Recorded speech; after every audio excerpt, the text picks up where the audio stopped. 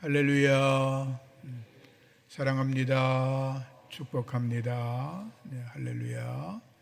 여러분들 모두에게 하나님의 은혜와 평강과 복이 넘치기를 축복합니다. 오늘 이선분 권사님이 전도하신 분이 계시네요. 이정혜 성도님 어디 계신가요? 저쪽 중앙 뒤에 계시네요. 크게 우리 박수하겠습니다. 할렐루야. 감사합니다. 잠시 기도하지요. 하나님, 우리 이선분 권사님 이정혜 성도님을 전도하셨습니다. 그에게 새 생명의 은혜를 주시고 주님의 거룩한 믿음의 능력과 은혜가 임하여 저가 참된 그리스도인으로 세워지며 그의 가정이 예수 안에서 믿음의 가문을 세워가도록 복내려 주옵소서. 예수님의 이름으로 기도합니다. 아멘. 할렐루야. 우리는 지금 예수님께서 오신 것을 기념하고 맞이하는 대림절을 지내고 있습니다. 오늘이 대림절 두 번째 주입니다. 해마다 우리가 느끼는 거지만 성탄절을 제일 먼저 기다리고 준비하는 곳은 장사꾼들, 백화점인 것 같습니다. 11월 중순부터 되면 백화점은 성탄 트리를 요란하게 만들어 놓고 사람들을 유혹하고 각종 물건을 팔기에 여념이 없습니다. 그러나 우리 그리스도인들은 경건하고 정결한 마음으로 우리에게 오시는 예수님을 맞이해야 할 것입니다. 성탄절의 핵심은 예수 그리스도이십니다. 예수님이 성탄의 주인공이십니다. 이번 성탄절에도 예수님을 왕으로 모시기를 소망합니다. 지난주는 제가 마태복음을 통해서 왕으로 오신 예수님에 대해서 말씀을 전했고, 오늘은 마가복음을 통해서 종으로 오신 예수님에 대해서 말씀을 드리겠습니다. 성경을 읽으면 마가복음에는 성탄에 대한 기록이 나와 있지 않습니다. 마태복음에는 앞부분을 보면 예수님의 족보와 예수님의 탄생에 대한 기록이 있습니다. 마리아가 성령으로 예수님께서 잉태하실 거다는 말씀, 동방박사가 아기 예수님을 찾아 경배하는 이야기, 그리고 예수님이 헤롯 왕을 피해서 애굽으로 피신한 이야기, 헤롯 왕이 죽은 이후에 다시 천사의 지시를 받고 이스라엘 땅으로 갔다가 고향 나사렛에 도착한 이야기가 있습니다. 누가복음에는 천사 가브리엘이 동정녀 마리아에게 나타나서 하나님의 성령이 내게 임하시고 지극히 높으신 능력이 너를 덮을 거다 라고 말씀하면서 성령으로 잉태될 것을 말씀하였고, 또 목자들에게는 천사들의 찬양 소리를 듣고 그들이 천사들이 말했던 베들레헴으로 찾아가 아기 예수님을 만나 경배하고 마리아와 요셉에게 자신들이 들은 천사의 이야기를 전하는 내용들이 담겨 있습니다. 요한복음에는 마태복음이나 마가복음처럼 예수님의 탄생의 이야기를 세세하게 기록하고 있지 않습니다. 요한복음에는 태초부터 말씀이신 예수 그리스도가 하나님과 함께 계셨다고, 그리고 그분이 이 땅에 오셨다는 성육신의 말씀을 이야기하고 있습니다. 요한복음 1장 14절에는 말씀이 육신이 되어 우리 가운데 거하심에 우리가 그의 영광을 보니 하나님의 독생자의 영광이요 은혜와 진리가 충만하더라 라고 말씀하고 있습니다. 그것을 성육신이라고 이야기하죠. 예수님은 성육신 하셔서 하나님이 사람이 되어 이 땅에 오셨다라고 말씀하고 있는 것입니다. 그런데 마가복음에는 그런 내용들이 담겨 있지 않고 예수님께서 하나님의 종으로 오셨다라는 것에 초점을 맞추고 있다는 것입니다. 마가복음은 앞서 말씀드렸지만 마태복음이나 누가복음처럼 예수님의 탄생 배경이나 족보에 대해서 기록하고 있지 않습니다. 단지 마가복음은 이렇게 시작합니다. 하나님의 아들 예수 그리스도 복음의 시작이다. 이렇게 말씀이 시작됩니다. 그리고 바로 이어서 선지자 이사야의 글에라고 기록이 됩니다. 예수님의 족보, 탄생 배경 그런 거 이야기할 시간이 없다는 것입니다. 예수님이 오셔서 복음을 증거한 복음의 시작의 이야기를 빨리 내가 전해야 되겠다라고 하는 이야기를 담고 있는 것입니다. 족보나 탄생 배경보다 더 중요한 것은 예수님이 하나님의 종으로 오셔서 쉬지 않고 그리고 충성스럽게 헌신하고 섬기셨다는 내용을 담고 있는 것이 마가복음의 시작인 것입니다. 먼저 이사야 선지자의 예언을 이렇게 선포합니다. 같이 읽겠습니다. 선지자 이사야의 글에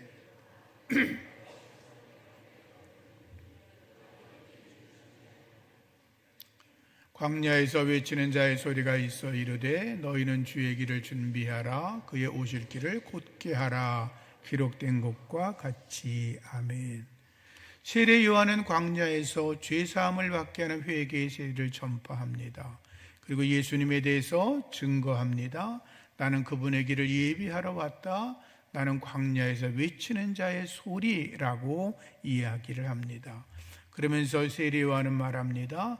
나보다 능력이 더 많으신 분이 오실 거다. 그분은 내 뒤에 오시는 분인데 나는 몸을 굽혀서 그분의 신발끈을 풀기도 감당할 수 없는 존재라고 이야기를 합니다. 더불어 말하기를 나는 너희들에게 물로 세례를 베풀지만 그분은 성령으로 세례를 베푸실 것이라고 이야기를 합니다. 그리고 나서 예수님께서 세례 요한에게 세례를 받으십니다. 세례 받으실 때 하늘이 열리고 성령이 비둘기같이 임하시고 하늘에서 음성이 들리기를 이는 내 사랑하는 아들이요 내 기뻐하는 자라는 음성이 들렸습니다. 그리고 곧 이어서 성령께서 예수님을 광야로 몰아내셨고 광야에서 40일 동안 사탄에게 시험을 당하셨고 그리고 천사들의 수종을 받는 이야기가 기록이 됩니다. 마가복음의 말씀의 흐름은 마치 숨이 넘어갈 정도로 급격하게 예수님의 공생의 사역을 몰아가고 있는 걸 볼 수가 있습니다. 예수님은 하나님의 뜻을 그대로 받들어서 섬기시는 종으로 우리에게 오셨습니다. 마가복음에는 즉시, 곧 이런 표현이 자주 등장합니다. 그것은 예수님께서 사역을 하실 때 즉시로 하셨다, 곧 그 일을 이행하셨다는 표현들인데 예수님께서 쉬지 않고 부지런히 긴급하게 일하셨음을 우리에게 보여주는 말씀이기도 합니다. 특별히 마가복음 1장에는 많은 말씀을 담고 있습니다. 예수님께서 세례 요한에게 세례를 받으신 사건, 광야에서 사탄에게 시험을 당한 이야기, 그리고 즉시로 사역에 임하여져서 하나님의 나라 복음을 전하십니다. 때가 찼고 하나님의 나라가 가까웠으니 회개하고 복음을 믿으라 라고 우리 주님이 선포하십니다. 바로 이어서 갈릴리 해변에서 시몬과 안드레가 금을 던지는 걸 보시고서 말씀하십니다. 나를 따라오라, 내가 너희로 사람을 낚는 어부가 되게 하리라 라고 말씀을 하십니다. 또 바로 이어서 안식일 회당에 들어가셔서 더러운 귀신 들린 자를 치료해 주십니다. 그리고 이어서 예수님께서 나병 환자에게 손을 내밀어 내가 원하노니 깨끗함을 받으라 축복하시고 나병 환자를 치료해 주십니다. 이런 말씀들은 마태복음이나 누가복음에 보면 보통 한 5장, 6장에 걸쳐서 길게 나오는 이야기인데 마가복음에는 단 1개의 장에 모든 말씀들을 축약해서 담아 놓았습니다. 그것은 예수님께서 하나님의 나라를 위해서 쉬지 않고 그리고 부지런히 즉각적으로 종의 모습으로 일을 해 오셨음을 우리에게 말씀하고 있는 것입니다. 예수님은 종으로 우리에게 오셨습니다. 우리도 종의 자세로 하나님을 섬기고 교회를 섬겨야 될 줄로 믿습니다. 성경은 말합니다. 예수님께서 병자를 고치시고 귀신을 내쫓으시고 하나님 말씀을 전하실 때 놀라운 영적인 권위가 드러났다라고 말씀하고 있지요. 그래서 율법학자들과는 전혀 다른 영적 권위를 가지고 계셨는데, 예수님의 영적인 권위는 누구를 억누르고 지배하고 다스리라는 권위가 아니라 우리 주님은 스스로 섬기며 모든 고통당하는 영혼들을 자유롭게 하는 그런 섬김의 권위를 가지신 하나님의 종으로 우리 가운데 오셨습니다. 우리 예수님은 종으로 우리에게 오셨습니다. 사람들이 살아가는 세상에는 어느 사회나 소외당하는 사람들이 있습니다. 예수님 당시에 소외당하는 사람들은 여전히 가난한 사람, 나병 환자, 각색병자, 세리와 죄인들, 창녀들, 이방인과 고아, 과부들이 그러했습니다. 그런데 예수님은 소외당하고 있는 사회적 약자들을 조금도 버리지 아니하셨습니다. 특히 예수님은 죄인 중에 죄인으로 여겨졌던 나병 환자를 만나셨을 때 그에게 손을 대며 치료하여 주셨습니다. 율법에 의하면 나병 환자의 몸에 손을 대는 건 금하는 일이었습니다. 그러나 예수님은 그의 몸에 손을 펼쳐 만져주셨고, 그리고 아픈 곳에, 고름나는 곳에, 더러운 상처 부위에 만져주시며 그를 치료하여 주셨습니다. 가장 낮은 곳에 임하신 예수님, 가장 낮고 천한 자들을 치료하러 그곳에 임하셨던 것입니다. 예수님은 세리와 죄인들을 사랑하셨습니다. 그 당시에 유대인들이 죄인 중에 괴수라고 생각하고 상종도 하지 않고 인사도 하지 않던 세리 마태를 당신의 제자로 삼으셨습니다. 세리와 죄인들과 함께 식탁의 교제를 나눴습니다. 율법학자들이 사람들이 조롱했습니다.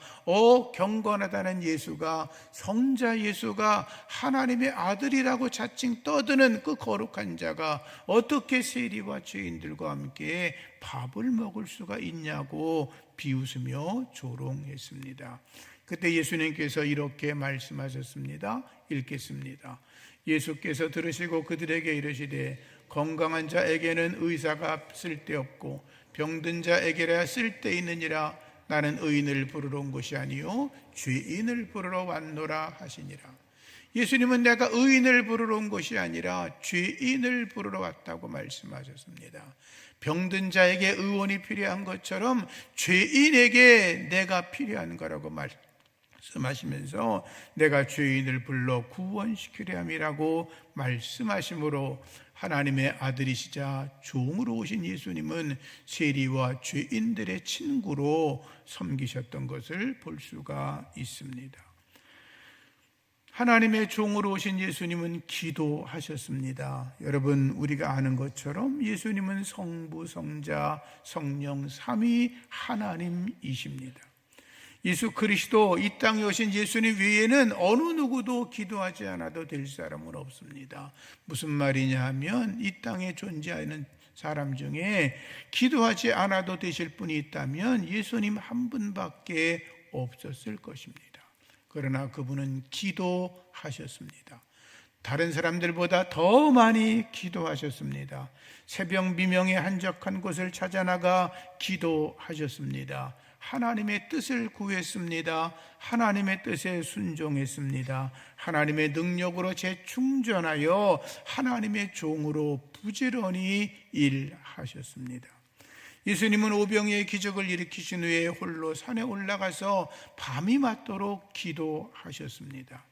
예수님께서 겟세마네 동산에서도 밤을 새워 기도하시면서 하나님께 기도합니다. 아빠, 아버지께는 모든 것이 가능하오니 이 잔을 내게서 옮겨 주옵소서.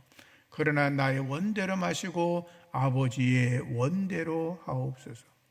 예수님은 당신이 하나님이셨지만, 하나님의 아들이셨지만, 그분은 스스로 당신이 하나님의 종이 되었기 때문에 자신의 뜻이 아니라 하늘아버지의 뜻에 순종하려고 내 뜻이 아니라 아버지의 뜻대로, 아버지의 원하시는 대로 나를 사용해달라고 기도하셨습니다. 우리도 기도할 때 하나님 내 뜻이 아니라 하나님의 뜻에 내가 사용되기를 원합니다. 그렇게 기도할 수 있기를 부탁을 드립니다. 예수님께서 예루살렘에 올라가시면서 제자들에게 이런 말씀을 하십니다. 읽겠습니다. 보라, 우리가 예루살렘에 올라가노니 인자가 대제사장들과 서기관들에게 넘겨짐에 그들이 죽이기로 결의하고 이방인들에게 넘겨주겠고 그들은 능욕하며 침뱉으며 채찍질하며 죽일 것이나 그는 3일 만에 살아나리라 하시니라. 아멘. 예수님은 제자들에게 분명히 말씀합니다. 내가 예루살렘으로 올라갈 거야. 내가 예루살렘으로 올라가면 대제사장에게 잡힐 거야. 서기관들에게 잡힐 거야. 그들이 나를 죽이려고 결의를 할 거야. 그리고 이방인 본디오 빌라도에게 넘겨줄 거다. 그리고 내가 능욕받고 침뱉고 채찍질을 당하고 죽을 거라고 말씀을 하시죠. 그리고 3일 만에 부활한다고 말씀을 하셨습니다. 이 정도를 한 번이 아니라 3번이나 말씀하셨는데, 그러면 제자들은 예수님께서 하신 말씀이 귀를 기울여 도대체 무슨 말씀입니까? 라고 물어야 옳았을 것입니다. 그러나 야고보와 요한이 예수님에게 말합니다. 예수님, 우리를 주님의 영광 중에서 하나는 주님의 우편에 하나는 주님의 좌편에 앉혀달라고 이야기를 합니다. 제자들이 그 말을 듣고 화가 났겠죠. 예수님 말씀하십니다. 너희가 구하는 것을 알지 못하는구나. 너희가 내가 마시는 잔을, 내가 받는 세례를 너희들이 받을 수 있다면 가능하지만, 그러나 그것은 너희들이 좌우편에 앉는 것은 내가 주는 것이 아니라 누구를 위하여 준비되었든지 그들이 얻을 것이라고 말씀을 하십니다.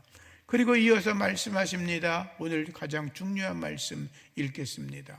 너희 중에는 그렇지 않을지니 너희 중에 누구든지 크고자 하는 자는 너희를 섬기는 자가 되고 너희 중에 누구든지 으뜸이 되고자 하는 자는 모든 사람의 종이 되어야 하리라. 인자가 온 것은 섬김을 받으려 함이 아니라 도리어 섬기려 하고 자기 목숨을 많은 사람의 대속물로 주려 함이라. 아멘. 예수님 말씀하시기를 내가 크고자 하는 것이 아니야 내가 섬기러 왔다고 말씀을 하십니다. 주님은 말씀합니다. 너희 중에 으뜸이 되고자 하는 사람이 있으면 모든 사람의 종이 되라고 말씀을 하십니다. 그리고 말씀하십니다. 인자가 온 것은 섬김을 받으려 함이 아니라 모든 자를 섬기려 하고 많은 사람의 대속물이 되게 하려 함이라고 말씀을 하셨습니다. 이 말씀은 마가복음 전체에 있어서 가장 핵심적인 말씀이라고 볼 수 있습니다. 당신이 하나님의 종으로 오셨다는 겁니다. 섬김을 받으러 온 것이 아니라 섬기러 왔다라고 하는 것입니다. 여러분, 하나님의 사람들은 끊임없이 자기를 낮추어야 합니다. 내가 아니라 나를 죽이는 일, 나를 높이는 것이 아니라 나를 낮추고 나를 더 내려놓는 일에 여러분의 삶에 관심을 갖기를 주의 이름으로 부탁을 드립니다. 여러분, 사도 바울이 기독교 역사에서 가장 탁월한 하나님의 종이었습니다. 그는 12사도보다 훨씬 더 뛰어난 분이었고 베드로보다도 더 탁월한 분이었습니다. 그런데 사도 바울은 나이가 들면 들수록 자기를 더욱더 낮추어 말합니다. 바울의 편지를 보면 고린도전서 15장에 이렇게 나옵니다. 노란 글씨만 읽어요. 나는 사도 중에 가장 작은 자라. 아멘. 에베소서 말씀 노란 글씨만 읽어요. 모든 성도 중에 지극히 작은 자보다 더 작나. 아멘. 죄인 중에 내가 괴순이라. 무슨 말씀이냐 하면 사도 바울이 고린도서의 편지를 쓸 때 그의 나이가 약 54세였습니다. 그때 편지를 쓸 때는 내가 다른 사도들과 비교해 보니까 내가 그들보다 작아, 이렇게 겸손한 말을 합니다. 5년 뒤에 그가 편지를 쓰면서 에베소에서 이렇게 말합니다. 나는 모든 성도들보다 더 작은 자라고 이야기를 합니다. 그리고 그 다음에 그가 순교당하기 직전에 하는 말이 뭐냐 하면 나는 죄인 중에 괴수라고 이야기합니다. 사도 바울은 나이가 들어가면 들어갈수록, 신앙이 깊어지면 깊어질수록 나 자신이 하나님 앞에 더 낮은 자다, 흉측한 죄인이라고 자기를 이야기하고 있는 것입니다. 자기를 낮출 수 있는 자는 성숙한 사람입니다. 성숙한 하나님의 사람이기를 축복합니다.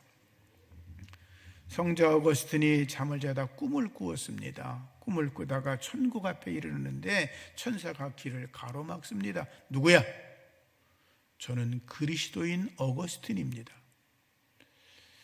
천사가 어거스틴을 유심히 쳐다봅니다. 그리고 말합니다. 아니다. 너는 그리스도인이 아니야.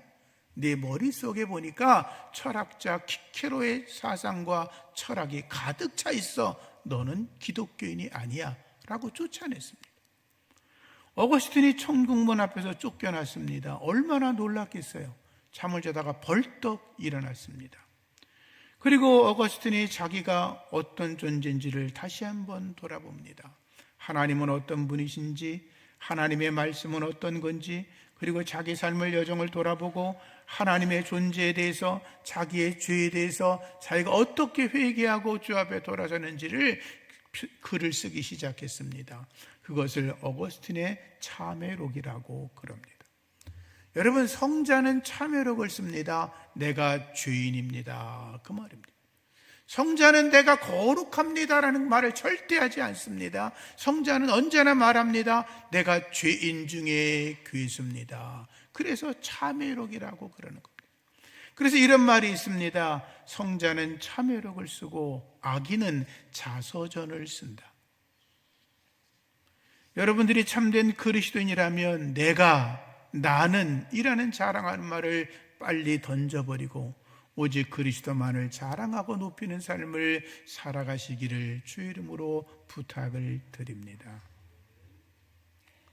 우리가 이렇게 옷을 아침에 나오실 때 옷을 깨끗한 걸 골라 입고 나오시죠. 근데 만약에 우리가 옷을 입고 났는데 빛이 어두우면 옷이 어디가 더러운지 뭐가 묻었는지 잘 안 보이죠.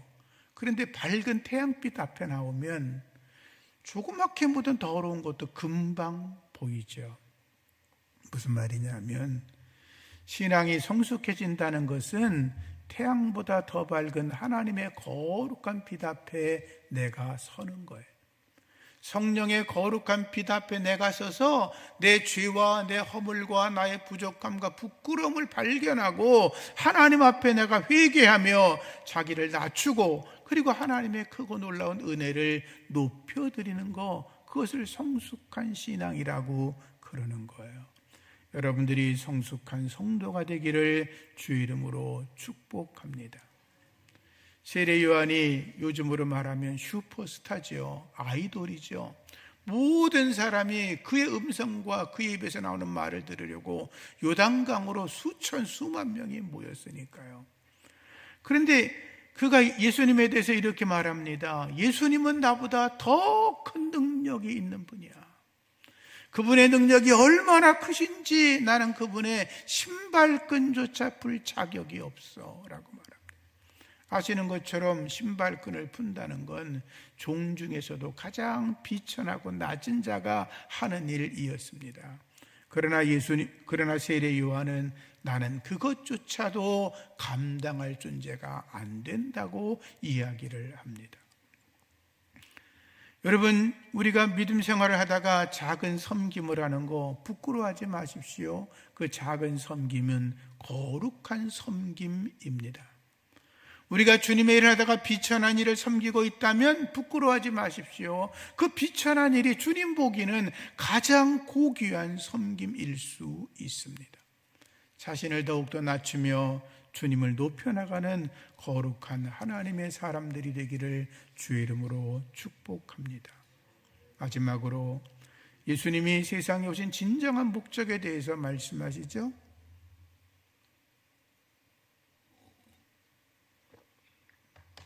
예수님은 이렇게 말씀하십니다. 내가 많은 사람의 대속물이 되기 위하여 라고 말씀하십니다. 대속물이 된다는 건 죽는다는 겁니다. 제물이 된다는 겁니다. 구약 성경으로 보면 번제단 위에 제물을 올려놓고 불을 태워 죽이는 거, 그게 제물 아니에요? 그 제물이 내가 된다는 것입니다. 빌립보서에 이런 말씀이 있습니다. 읽습니다. 너희 안에 이 마음을 품으라 곧 그리스도 예수의 마음이니 그는 근본 하나님의 본체시나 하나님과 동등됨을 취할 것으로 여기지 아니하시고 오히려 자기를 비워 종의 형체를 가지사 사람들과 같이 되었고 사람의 모양으로 나타나사 자기를 낮추시고 죽기까지 복종하셨으니 곧 십자가에 죽으십니다. 예수님은 자기를 낮추고 어디까지? 십자가에 달려 죽기까지 자기를 낮추었다고 말씀하셨습니다. 하나님의 종이신 예수님은 골고다의 길을 걸으셨습니다. 로마 군병들이 내리치는 채찍에 맞으셨습니다. 양손과 양발에 대못이 박히시고 십자가에 달려 우리를 위하여 죽으셨습니다. 주님은 그것을 이렇게 말씀하신 것입니다. 많은 사람의 대성물로 주려 함이라. 주님이 십자가 달려 죽으셨기에 우리가 구원받은 줄로 믿습니다. 하나님이신 그분은 십자가에 달려 죽을 이유가 아무것도 없었지만, 그분이 우리 앞에서 스스로 낮출 이유가 아무것도 없었지만, 그분은 스스로 십자가 달려 죽으심으로 우리를 위하여 종이 되셨고 제물이 되시고 대성물이 되셨다라고 주님은 말씀하고 계시는 것입니다. 이사야서 53장은 이렇게 말씀하고 있습니다. 읽습니다. 그가 찔림은 우리의 허물 때문이요 그가 상함은 우리의 죄악 때문이라. 그가 징계를 받음으로 우리가 평화를 누리고 그가 채찍에 맞음으로 우리가 나음을 받았도다. 우리는 다 양 같아서 그릇 행하여 각기 제 길로 갔거늘 여호와께서는 우리 모두의 죄악을 그에게 담당시키셨도다. 아멘. 마지막 말씀, 여호와께서 우리 모두의 죄악을 예수님에게 담당시키셨도다. 아멘. 예수님을 믿고 따르는 우리는 하나님의 종의 마음을 품어야 합니다. 주님이 종이 된 것처럼 주님, 우리도 종으로 주님을 섬기겠습니다 고백해야 합니다. 하나님의 종인 예수님처럼 우리도 섬기는 삶을 살아야 합니다. 주님이 대성물 되신 것처럼 우리도 대성물 되어 자신을 희생하며 하나님의 나라를 세워가야 될 줄로 믿습니다.